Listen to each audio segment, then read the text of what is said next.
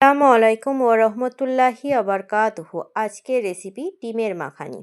তার জন্য আগে থেকে ডিমটাকে বয়েল করে সেটাকে খোসা ছাড়িয়ে দুটো ভাগে বিভক্ত করে নিয়েছি। আমি এখানে দুটো ডিমে করেছি, আপনারা চাইলে এর চেয়ে বেশি পরিমাণ ডিমে করতে পারেন, কোনো সমস্যা নেই। তবে ডিমের পরিমাণ যেমন হবে সমস্ত উপাদানের পরিমাণও ঠিক সেই রকমভাবে অ্যাডজাস্ট করতে হবে। এরপর এখানে একটা মিক্সিং বোল বা মিক্সার বাটি নিয়ে নিয়েছি। এতে কয়েকটা কাঁচা লঙ্কা, একটা বড় সাইজের পেঁয়াজকে টুকরো করে কেটে নিয়েছি এবং কয়েক টুকরো আদা এবং রসুনের কোয়া আমি নিয়ে নেব। এই সমস্ত উপাদানগুলোকে দিয়ে একটা মিশ্রণ রেডি করে নিয়েছি বা পেস্ট রেডি করে নিয়েছি। এরপর ওভেনে একটা কড়াই বা প্যান চাপিয়ে দেব। সেটা ভালো করে জল শুষে গেলে এতে দিয়ে দেব বড় চামচের 1 চামচ মতন সরষের তেল। সেই তেলটা ভালো করে গরম হওয়া অবধি ওয়েট করব।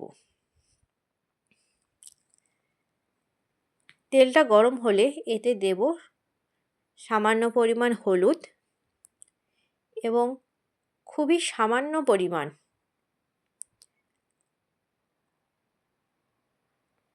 লবণ। লবণ এবং হলুদের পাউডারটাকে ভালো করে তেলের সঙ্গে মিশিয়ে নেব। এরপর ডিমগুলোকে দিয়ে ভালো করে ফ্রাই করে নেব।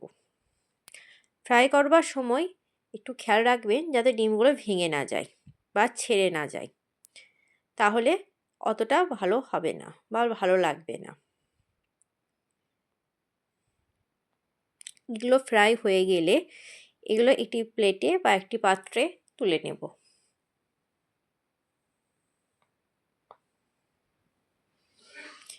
এগুলো ফ্রাই হয়ে গেছে, এবার এগুলোকে আমি তুলে নেব।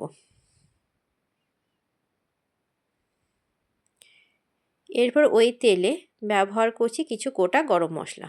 দিয়ে দেব একটা ছোট টুকরো এলাচের ছোট্ট একটা টুকরো, 2 থেকে 3টে লবঙ্গ এবং 2 থেকে 3টে গোটা গোল। দিয়ে এটাকে ভালো করে নাড়াচাড়া করে যে পেস্টটা আমরা রেডি করে রেখেছিলাম সেই পেস্টটাকে এখানে দিয়ে দেব। দিয়ে ভালো করে কষিয়ে নেব বা নাড়াচাড়া করে নেব।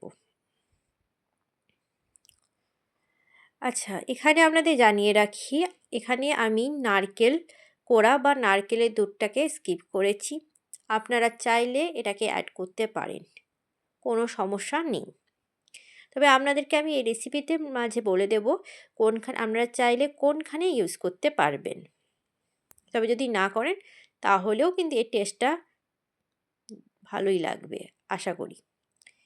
এতে দিয়ে দেব স্বাদ মতো লবণ। লবণ দিয়ে এটা জল দিয়ে একটু কষিয়ে নেব বা একটু নাড়াচাড়া করে নেব। যখন এটা ভালো করে নাড়াচাড়া হয়ে যাবে তখন এতে দিয়ে দেব 1/2 চামচ মতন হলুদের পাউডার এবং খুবই সামান্য জিরে গোলমরিচের পাউডার দিয়ে এটাকে ভালো করে আবার একটু কষিয়ে নেব বা নাড়াচাড়া করে নেব। এটা থেকে যখন একটা খুব সুন্দর স্মেল আসবে ঠিক তখনই এতে দিয়ে দেব নারকেলের দুধ। সেটা দিয়ে ভালো করে কষিয়ে নেওয়ার পর আপনারা যারা নারকেলের দুধ দেবেন তারা এই পর্যায়ে দিয়ে দিতে পারেন, আর যারা দেবেন না কোনো ব্যাপার নেই। তো তারপর দিয়ে দেব টক দই। এখানে আমরা 2 চামচ মতন টক দই ব্যবহার করেছি।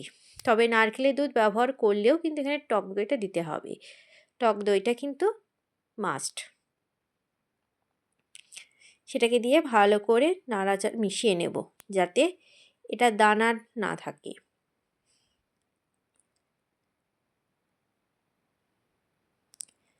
এরপর এতে দিয়ে দেব জিরের এখানে দিয়ে দেব গোলমরিচের পাউডার দিয়ে ভালো করে নাড়াচাড়া করে নিয়ে এতে দিয়ে দেব সামান্য পরিমাণ জল যাতে লেগে না যায়। আচ্ছা, এই পর্যায়ে আপনারা চাইলে নারকেল কোড়া ব্যবহার করতে পারেন, আর যদি না করেন কোনো সমস্যা নেই। তবে যারা নারকেল কোড়া ব্যবহার করবেন তারা অবশ্যই কিন্তু সামান্য পরিমাণ চিনিটা দেবেন, তাহলে ব্যালেন্সটা বা স্বাদটা খুব ভালো লাগবে বা ব্যালেন্সটা খুব সুন্দর থাকবে। এরপর সামান্য পরিমাণ জল দিয়ে নাড়াচাড়া করে নেব।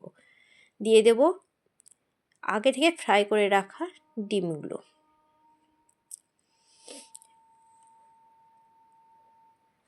ডিমগুলোকে দেওয়ার পর এটাকে একটু যাতে ফুটে যায় সেই টাইমটুকু ওয়েট করব। তারপর এটাকে ঢাকা দিয়ে দেবো। ঢাকা দিয়ে আরও কিছুক্ষণ 5 থেকে 7 মিনিট মতো ফুটে নামিয়ে নেব। তাহলে আজকেকার রেসিপি পুরোপুরি রেডি, ডিমের মাখানি।